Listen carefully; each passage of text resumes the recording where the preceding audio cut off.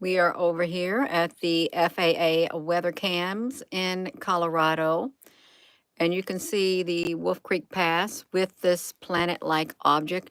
You know, when I was sitting there thinking about that, the Wolf Creek Pass, why did they give it the name the wolf?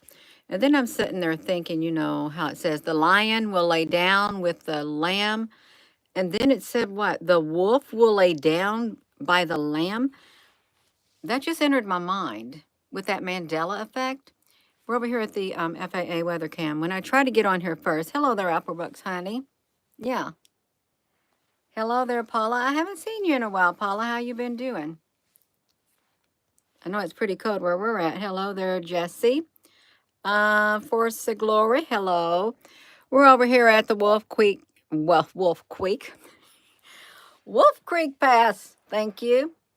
Yeah. Hello there, Edwin the Crow. You come in peace. Jesse James. That's good, Paula. It is. Let's look at this, you all. We know it's cold, but I want to come over here. It's not every day that. Wait a minute. Wait. Let's see this. See, because there's. Oopsie. There's that object again, but it's only. Hello there, Al Honey. See how small that object is. This time, I guess with it, it's only right here. Sometimes you find it in front of this object in the sky. And for those who say there's no object in the sky, yes, there is an object in the sky. Otherwise, the camera would not be picking it up, reflecting it in the sky. And if you say, well, there's nothing in that sky, then why is the sun so bright that you cannot even look at it? And then why is there a fleet of white airplanes that literally patrol the skies when the sun coming up and when the sun's going down? There's at least 10 of them that can be found flying in the sky at any given time.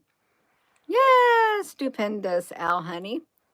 Yeah, hello there, Miss Constitutional Rights. We like to have our constitutional rights, but some people don't get them. Yet some people do. The Wolf Creek Pass. And obviously, I guess today in Colorado, they are not having, I see this one plane. They're not having snow there. I guess they got a little break from it. See, I don't really know if these are, I don't really believe that these are normal airplanes that are flying by. I don't think they are. See the red glow? You have to ask yourself, why does the red glow over there? And you have the white sun here, and you have this planetary like object right here. Hello, Janice. If you're just tuning in, you are welcome. We're over here on the FAA weather cams is where we're at. You have no snow here in Colorado, Vera? Nope. Well, maybe you got some snow on the ground. You might have the cold weather, which would be next to, that'd be the best next thing. See, now there's a plane. If it isn't plane, it's going that way. Not all cameras, see, now there's another one like that. They're about the same size. Not every camera shows this on it, but this Wolf Creek Pass does. You know, it looks like, oh, I want to do the pop. Let me do the pop. If I can find the filtering. Retouch. How am I going to find it? Hold on, you all. I don't know what I'm looking for on here. I'm trying to get the, wow. I don't have the option to do a filter anymore on here. That's not nice. I wonder why. Wow. That is not nice. I used to have the option. I could put this on the pop, the inverted, but I don't have that option on here now for some strange reason. So now it's 27 degrees out here in Indiana, and our little Rosie honey is laying in the chair in front of the fire. They have been chemtrailing like crazy all day long. Oh, no, no, no, no, no, no. Let me do it. Let me do it. Let me do it.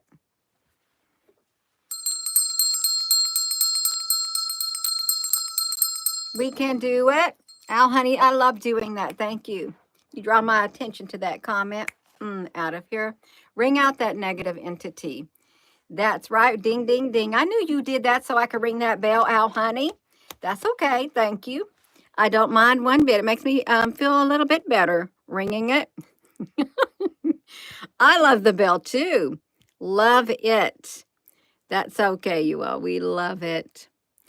It's too bad that we can't see our moderators ringing a bell. If they had a bell for them to ring, that'd be great. Every time they block somebody, we'll just ring that bell because it's pretty cool. I'm seeing something over here, like a dark shadow. See it? There is like a dark shadow over there, and it is curved as the sun's coming over here, but it's staying over there with this massive object in the sky. But still, there's the red up there. Why isn't that red gone? That red should be gone there. It really should be, but it's not, and it's behind the sun. I really wish I could have it. The retouch is off. How could I retouch this? Um, I don't know. Oh well, I guess I'm not going to I'm not going to get to use any filters. I wonder what this is. Let me see something. Hold on, you. Are we there? You'll find a little bell at regeneration, Al, honey. You can do it. Yeah. He's looking at this, you all. Oh yeah. Sometimes when it's the tint, when the sky is the perfect color, this color right here can just come out really good. That's right. Ditto. Oh, there it is back then. This is the south facing camera of the Wolf Creek Pass. When I clicked on it earlier, it didn't want to go on. If we come over here to the what is this? The east facing, there wasn't too much showing up on this one. And there was a lady that used to do this all the time, the final days lady, and they said that she passed. Yeah. It looks like a screen because it is a screen. Well, one would say that we live in a matrix, and that if we live in a matrix, that what does that make us? Does that make us NPCs? I'm just saying. I'm just saying. Some may think it would. Some may. This is the east-facing camera. There's no sign of the sun over here. There's no sign of ships unless they are cloaked in those clouds. And some of those clouds look kind of interesting. I really wish I would have had the ability to put the filter on, because by the staggering of these clouds, I would assume that they do have ships in them, but I can't do the filtering to even look. Yeah, to even look.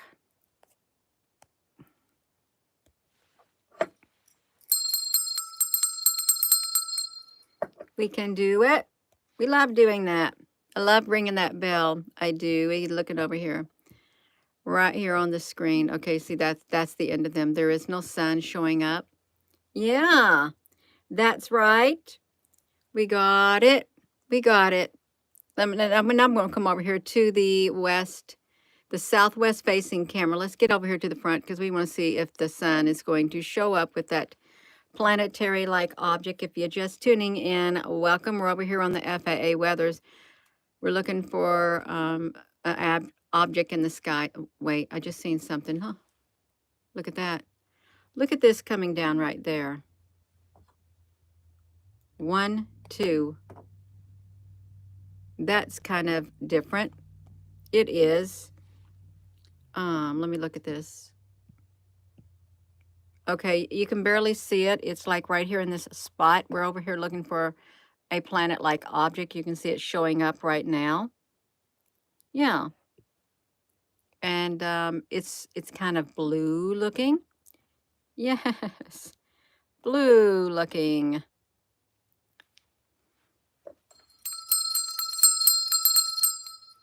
We got it. Wow. Some days we don't have as much going on here, but some days we do. The shadowing looks a lot different. It really does. Let's look at this. Come on, you all, we got it going on with the sun. At the Wolf Creek Pass, if you're just tuning in, mind your P's and Q's or you will get to hear the little bell ring on your way out. That's right. We love it. We do love it. Yes, we love it. Yeah, we'll ring you out. You know, when you look at this, there looks like there's a blue one and a red one right there. Yes, behave. You don't want me to go get excited ringing that bell because I will ring it. Actually, I saw a great big I saw a huge bell. It was probably at least a foot in diameter. It was solid iron. It was black and it had USA stamped on it. That bell probably weighed around 40 pounds and it had like a an iron bell thing in the side. I didn't get it. I thought that's way too heavy. Where am I going to put that? That's what I was talking about, Al Honey, a church bell. It is, y'all. I'll be looking at this over here. This one isn't showing up. If this is the one that shows up the most out of any of them at all, it's the Wolf Creek Pass. It's a planetary-like object. Someone said, you know, you need to get people on there who know what they're talking about because you got it all wrong.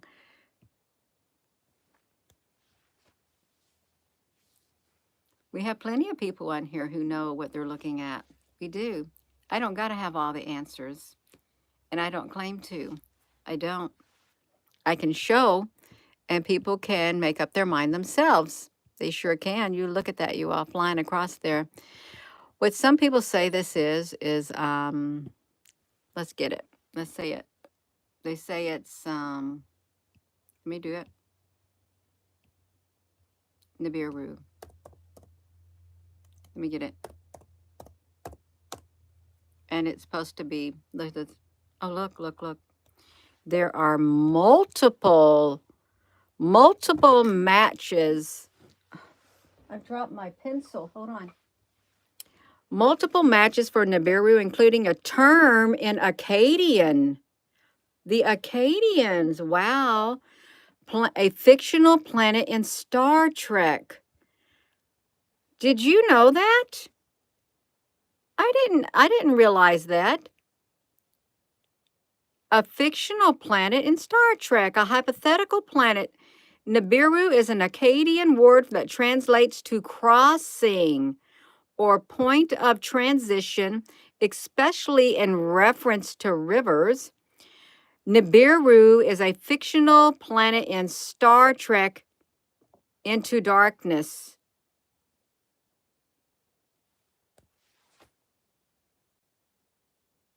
Did you all know that? Nibiru, Star Trek?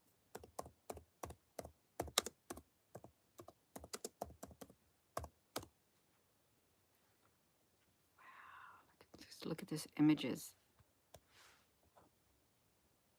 Alpha Fandom. Top, look, NASA. Top 10 Star Trek destinations. Nibirian. Into the Darkness. Into the Darkness. Well, where is the darkness? And let's hope that they don't look like that. I've not watched that. I didn't know they had a planet like that. Volcano.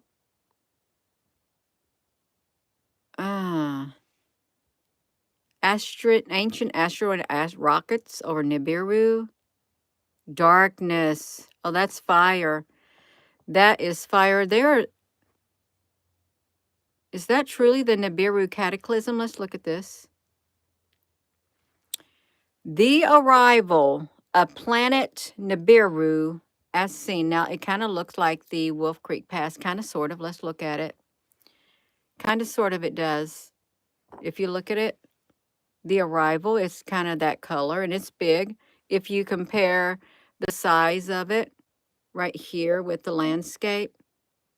And then look at this circle over here. We have this. Let's see, you all. This is it's almost the same size. We've got like a mountainous area right here.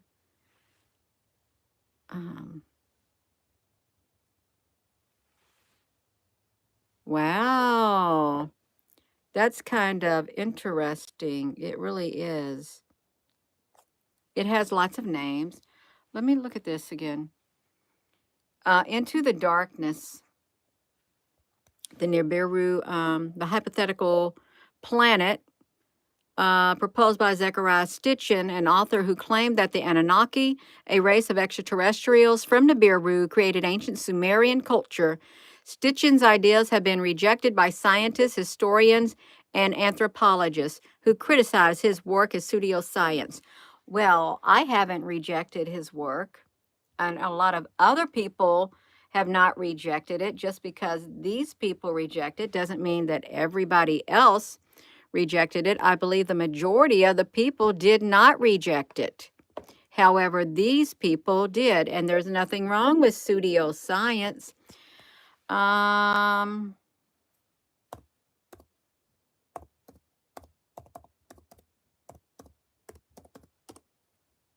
Pseudoscience is a term to describe a collection of beliefs, practices, or statements that claim to be scientific but not are supported by the scientific method.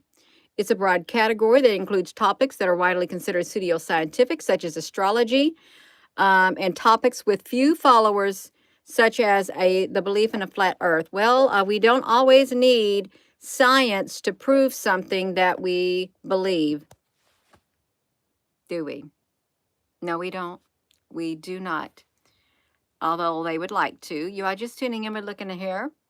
And, oh yeah, the planet 9. The Nibiru, we're talking about Nibiru. This was like in Star.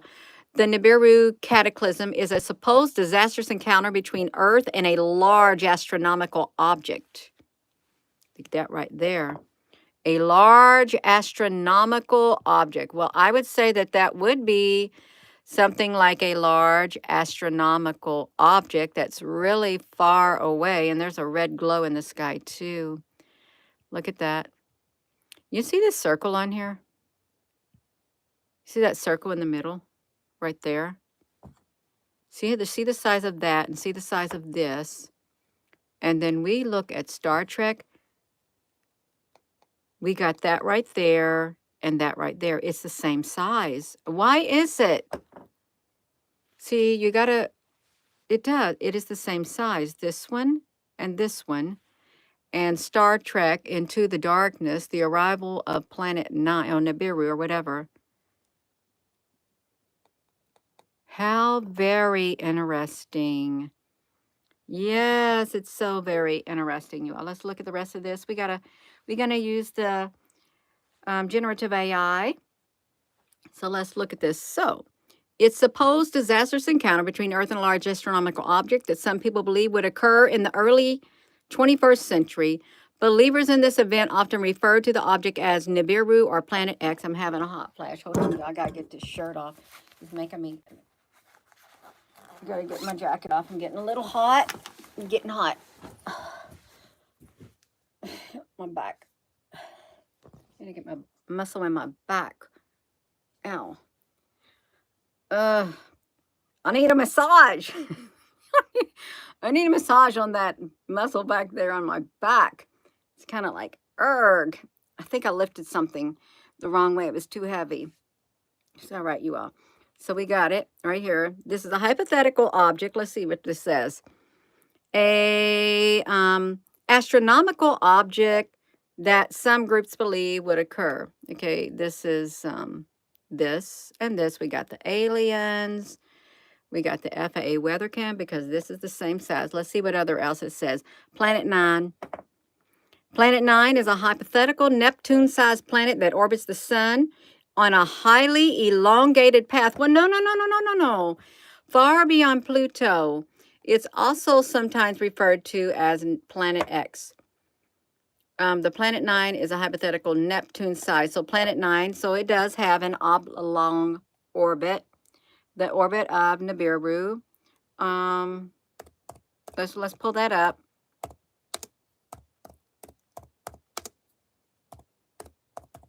Watch it. You're gonna see it. Get a look at this orbit. This is the oblong orbit. Let's see if we can pull it up.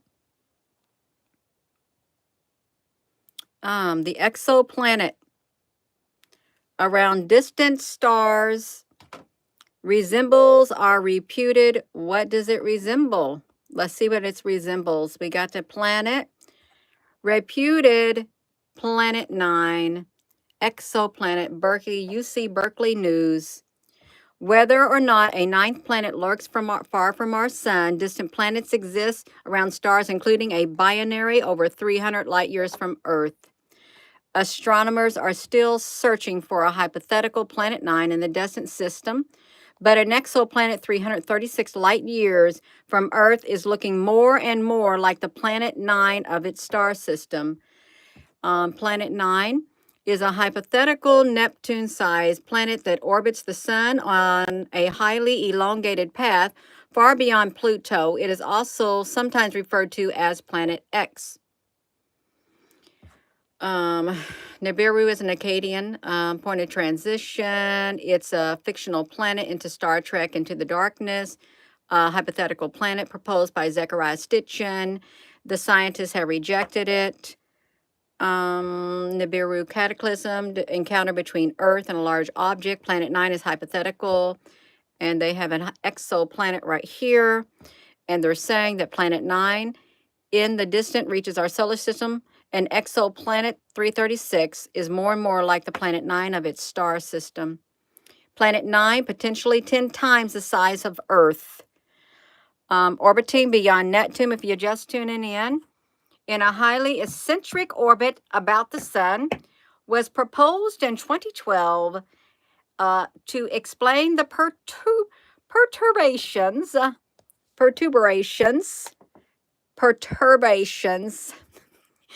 in the orbits of its dwarf planets just beyond Neptune's orbit, the so-called Kuiper Belt objects.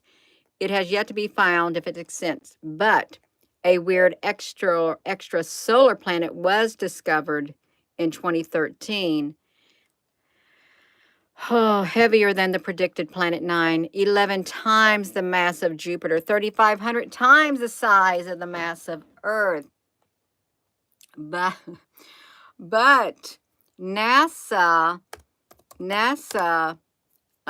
and watch there you go. Come on now. Now we go over here. Is Planet X real? We're looking at this thing on here. Now they're saying, is Planet X real? In 2016, Caltech astronomers announced their research provided evidence for a planet 1.5 times the size of Earth. But do I need to ring my bell? Yes.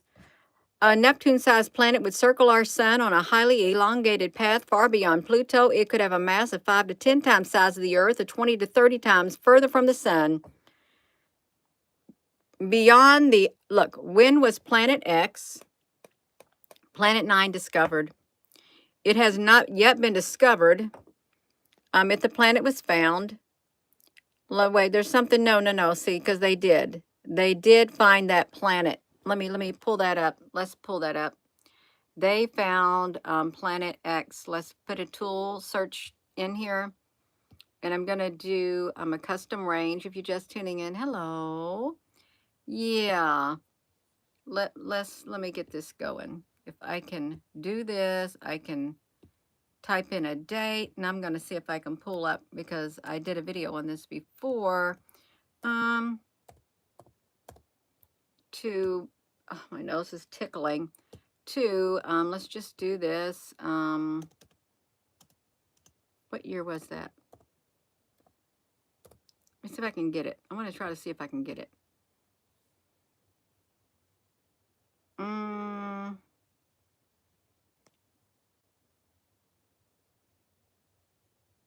There was these two people. I can't find them now. They must have wiped the internet clean of it. There was these two scientists that found the planet X, and then they said, no, it wasn't. It wasn't. That's what they said. Look at this. NASA probe discovers thousands of stars with their infrared. The Nemesis, they also call it the Nemesis, Planet X, or the Nemesis. They're looking for it, you all. They're searching and searching and searching is what they're doing. Hello. You're just tuning in. It's a binary sun. Binary sun planet. Let's just say the 12th planet is what they called it. I think that's what it was, the 12th planet. And then they said Pluto wasn't a planet, so I don't know what happened to Pluto. You don't. I'm not going to look for it. We're just going to stick right here with the FAA, you all. Right here. And if you're just tuning in, look at this circle right here. And look at this right here. It has the red object and it has that circle. And the arrival of Nibiru as seen. As seen in what? On the arrival. What? The arrival? What are they talking about? Look at that. The arrival of planet Nibiru as seen from a Mayan pyramid. Why would they do it right there with the Mayans? Why would they use that, the Mayans pyramid, as the picture? That makes one think.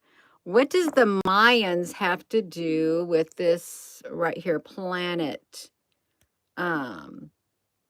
We got the runway is clear. Is that why they would use that? Let's see that, Al, honey. The Mayans and the Mayans and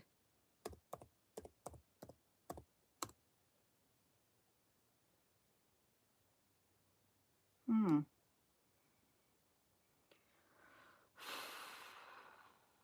they're trying to say it's a hoax.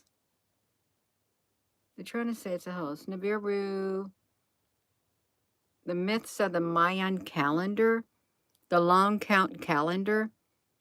Such threats include either a meteor, comet, or asteroid, planet Nibiru colliding with Earth, and the Mayan calendar. Well, let's see what it said. And some say that we are in, what year are we really in? The Mayan calendar isn't what we think it is. The jet propulsion, near-Earth objects. Let's see. They say their calendar does not end until December 21st. Near one of those volcanoes.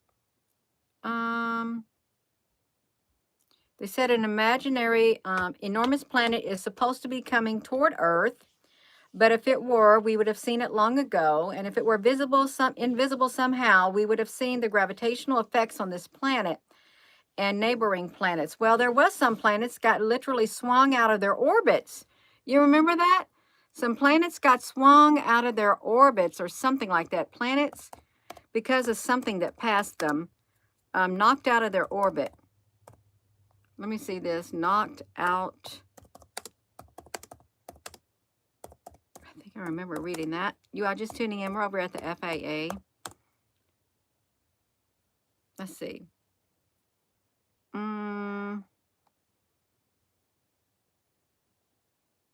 What if it has a planet ever been knocked out of its orbit? The planet Venus was ejected from Jupiter as a comet or a comet-like object passed near the Earth. Was that the comet Ison? Was it? Why did Jupiter kicked a giant planet out of its solar system. A dwarf planet, Ceres, has been knocked off orbit. What is that? Let me see this. It's usually just chilling an asteroid belt has been knocked onto a perfect trajectory let me look at this, you all. No, we're going to see what this means. The dwarf planet Ceres, usually used to just chilling in the asteroid belt, has been knocked onto a perfect trajectory for planet Earth, and the dwarf planet will collide with Earth in exactly 10 years, and the trajectory of Ceres is perfect so that it will hit the Earth dead center on the equator prime meridian crossover. Can humanity survive the largest dwarf planet in the solar system? In the asteroid belt, it's not the largest dwarf planet in the solar system, sorry. Coming flying acids, can humanity avoid the collision? If not, can they survive the impact? Oh, well, no, see, now we got to find this out. We have got to find this out. I want to see the dwarf planet. This was 4 years ago. In exactly 10 years,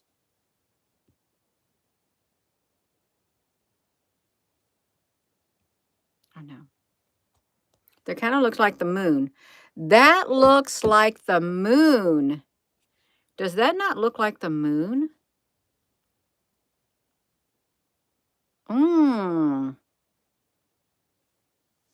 Yeah, we got people in some kind of chat.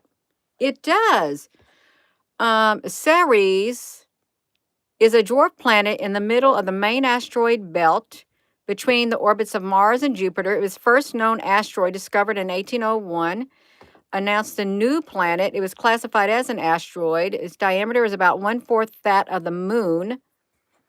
Its small size means that even the brightest, it's too dim to be seen by the naked eye.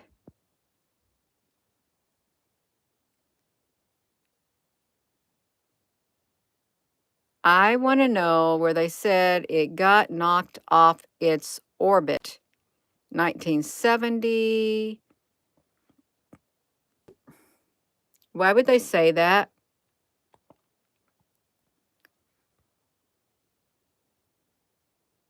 Does it have an elongated orbit? Probably not.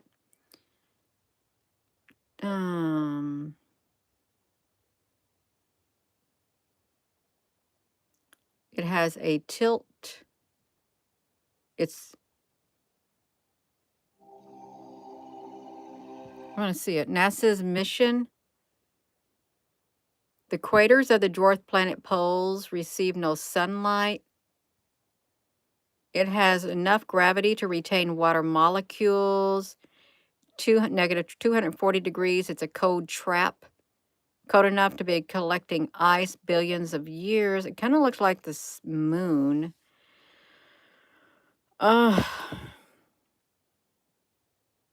Okay, NASA, that's fine. I want to see if did you hear of any planet doing that? Elliptical orbit, I believe. I want to know if that literally got knocked off. We got to find this series knocked off. Dwarf planet knocked off its axis, knocked out of orbit. Let me see that. I'm going to see it. It is. I want to know what's going on. 4 years ago, and he said in 10 years. Knocked out of orbit.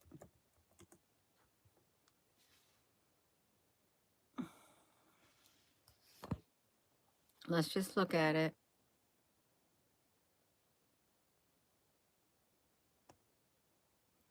Jupiter's massive gravity kicked the strange Ceres into the asteroid belt. Okay, it kicked it into the asteroid belt. It's been knocked onto a perfect trajectory for planet Earth.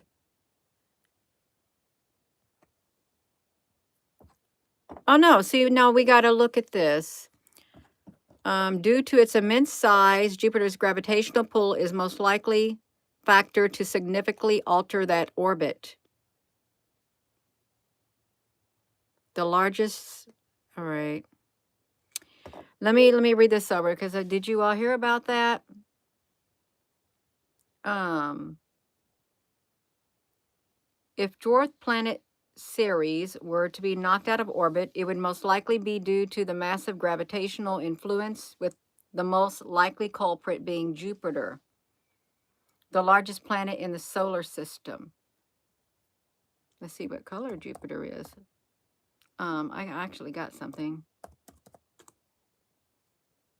It's got its ta-da, there it is, right there. In the solar system, I'm going to read this, whose strange gravity could potentially perturb Ceres' orbit significantly, potentially flinging it further out into the asteroid belt or even toward the outer solar system during its close encounter, causing Ceres to be pulled away from its current path around the sun. Due to its immense size, Jupiter's gravitational pull is most likely factor to significantly alter its orbit. A direct collision with another large asteroid could also change their trajectory, knocking it out of its current orbit. If Ceres is ejected from the asteroid belt, it could either become a wandering object in our outward solar system or potentially be captured by another planet's field. What, like Earth? Can it be captured by Earth's planetary field, gravity field? Can it? Um, hmm. It's been knocked out. There is something headed straight toward Earth. There is something headed toward Earth. Remember that? We have an invisible monster that is ripping and tearing its way through space, and it's a monstrous black hole, and it's headed straight toward Earth, and it's got a trail of stars or something behind it. In the future, oh, my nose is tickling. My nose is really tickling over there. Let me read the rest of this, y'all. This is kind of wild. Let me see it. It said it kicked it out. It kicked it out of its orbit. It kicked the strange Ceres into. It's been flung by the gravity of a gas giant toward the sun.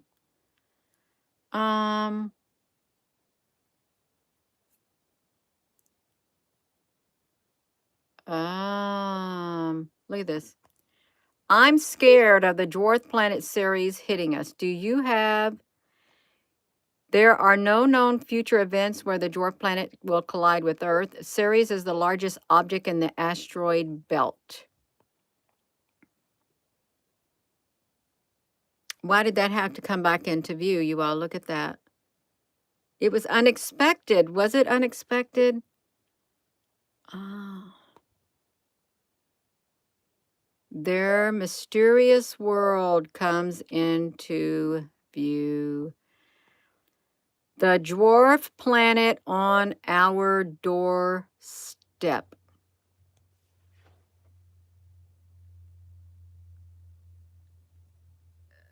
As long as we stay in our bubble, it will miss us. You're talking about CERN and its gravitational pull. You could pull it. Wow, you're just tuning in. Hello. I've not heard anything about this planet in the news, the firmament.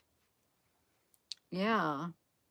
I'm trying to open this up. Let's see if it's going to let me open it up, because it's just like going like that. Oh,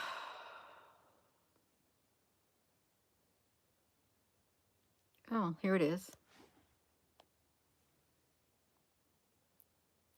Look, the series of fortunate astrophysical events that gave us Ceres. Ceres. Ceres.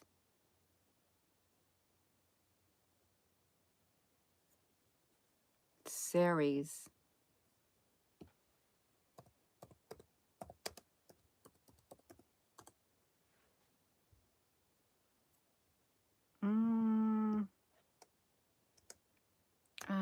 Hold on a second.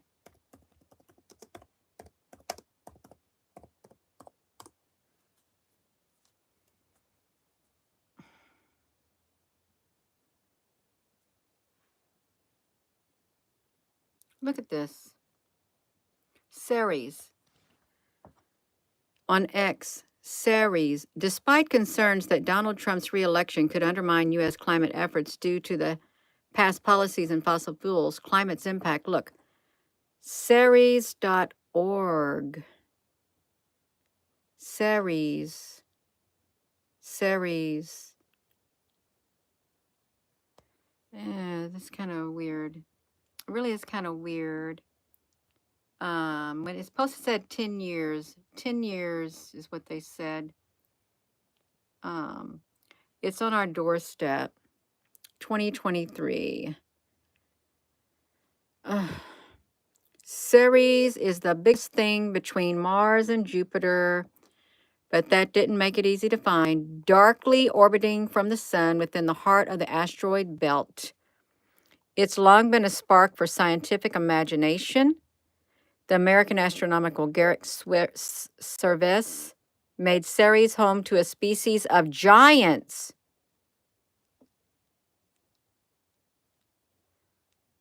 That could grow to a height of 40 feet in the 1898 novel Edison's Conquest of Mars. It's got giants. This we got it, but let's get the picture of it. It's got giants 40 feet tall, and they said that some giants that existed on the earth were around 40 to 60 feet tall. We got to find this thing, Edison's Conquest of Mars, and Elon Musk and Mars. Gosh, well, this is wild. I like these little trips. I really do. I like them. It's nice to research. What's it going to look like? Let's look at this. Edison's Conquest of Mars.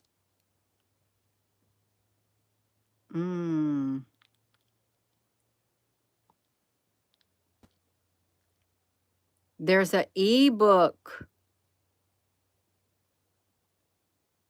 What's this? Old books. What is this?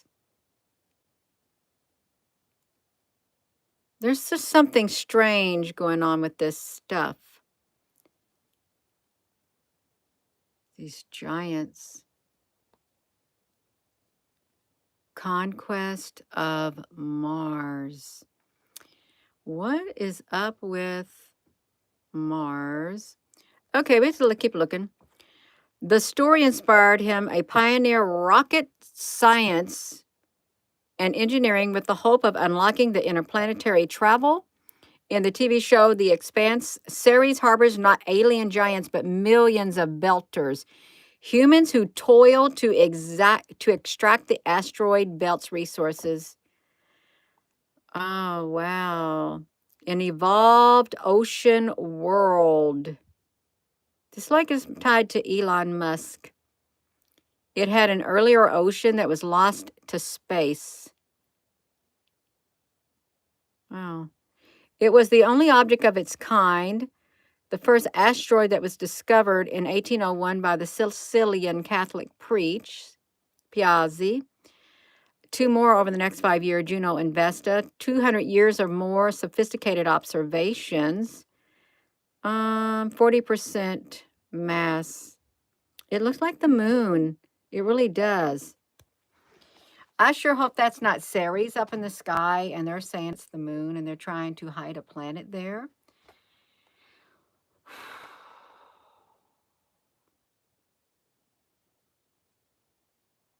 With giants. Giants. Dark asteroids. Right there, you can look at them. We're supposed to be over here looking at something. I'm over here on the FAA weather camera, and we're looking at this massive planet. Right here is what we're looking at. And if you were to, they say there's a fictional, hypothetical Neptune-sized planet. And we have something that looks like this with this small object right here, which happens to look like this. with this small object right here on the FAA, which is really interesting to say the least. And it's got these spaceships. Where else were we? There was an exoplanet that resembled the reputed, we've already went there, that resembled the Planet 9, an exoplanet. This is by USC Berkeley News. Planet 9. Where are we at? Into the darkness. Planet 9 is a hypothetical Neptune-sized planet that orbits the sun on a highly elongated path far beyond Pluto. We have a exoplanet around a distant star resembles our reputed Planet 9, December of 2020. You got them, Al, honey? Okay. Yeah. And we have the book by Zechariah Stitchin saying the 12th planet.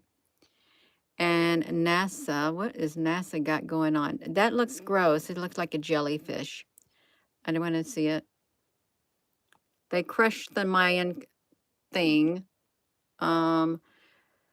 This is of interest. The dwarf planet Ceres has been knocked out of orbit and it will crash into the Earth in exactly 10 years. This was written 4 years ago. I don't know where this person got it. It's the largest dwarf planet. So 4 years ago, made that in the year 2000. So if we go 2030, that's 10 years is when something will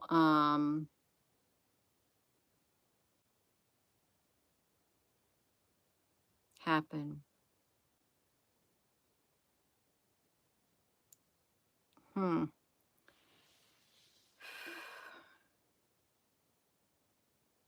What is this? What is R1 and R2 are basically the same event. Ceres is so big, we found it in 1801 and it started moving anywhere on a trajectory with Earth. It'd be impossible to miss. Ceres itself is 946 kilometers across, which means that to survive, we need to make a fully sufficient space station. Well, they're trying to get to the moon, based on the moon with the capacity to mine and ore metals for repairs. Well, that's what they're trying to do right now. 4 years ago, we need to get to the moon. So structure on the moon would survive Ceres crashing into the Earth, and all the flying debris everywhere would cause. Mars is too far away for 10 years prep time, preferably with several thousand people to prevent inbreeding from killing us down the line. In 10 years, with a civilization that hasn't even visited Mars yet, they got to get to the moon, and they got to build a base on the moon, is what this person said. Yeah. I've heard of Tom Horn. I have. The 2028. Well, on April the 13th of 2029, the god of destruction, asteroid Apophis, is supposed to encounter Earth. It's asteroid number 99942. The god of destruction. Well, how do they know that Apophis? Of 20, it could be later than that.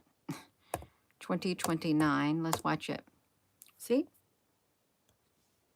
On April the 13th, 2029, the asteroid 99942 Apophis will pass within, they say, 20,000 miles, making the closer. It was discovered in 2004, had a small chance of impacting the Earth in 2029. It can change its course too. Will it hit the Earth? Its current trajectory doesn't pose a threat to Earth, but what if it too got thrown out of its orbit since it is an asteroid in the asteroid belt? What if something comes through and knocks all of those asteroids out of the belt and they come flying toward Earth? Yeah. All the asteroids at once. It could be. Al, honey, we got stuff going on. Mayan is looking structures on the Mars with tens of thousands of years ago. Oh, so this is the newest calculations. It shows the asteroid to skim past Earth. Skim is going to be very, very close. Um, we'll know in 2027 whether the god of destruction will hit the Earth. Will the god of destruction come to Earth? Yeah. He has interesting info. You came to the stream and you thought you said you're 1,000 years old. I've never asked if I was 1,000 years old. I haven't. I'm sure people probably lived to be 1,000 years old. Methuselah was 969 years old. That's almost 1,000 years old. Recorded account in the Bible. But as for others, that I guess it would be feasible. Yeah, quite feasible. I am going to go. We're over here looking at the FAA. There is an object in the sky. It's getting closer. And the world has been turned upside down at times, and it feels very strange. But there is an energy on Earth that really, it's unsettling. And it's hard to ignore it. That's what I like to say. Yeah. So I am going to go. And thank you for tuning in. And with that being said, hello, wherever you are in any part of the world. Hello, from my heart to yours. Love you. Have a wonderful rest of your evening. Al is a prehistorical man. The doctor said he was a prehistorical man. I can attest to that. He does look like that. He truly does. Yeah. And that's all right. Hello there, dark moon goddess. Yes. Love you, Al, honey. Yeah. So I'm going to go. Thank you for watching, you all. And I really do hope that that dwarf planet, Ceres, ain't going to crash into Earth. 'Cause I never heard about it. Oh, round one. Human scientists find out that this happened tomorrow. No one would question the data. But if humanity discovers it as quickly as a real world, they don't know what's going to happen. They're not going to tell you. If something was to come, they ain't going to tell you way ahead of time. No, because they have chaos to have to deal with. You won't know until it's like a few days. Yeah, just a few days, like in the 2012, the day after tomorrow. Yeah. Have a wonderful rest of your evening. Thank you, moderators. Thank you all for your comments. Good night.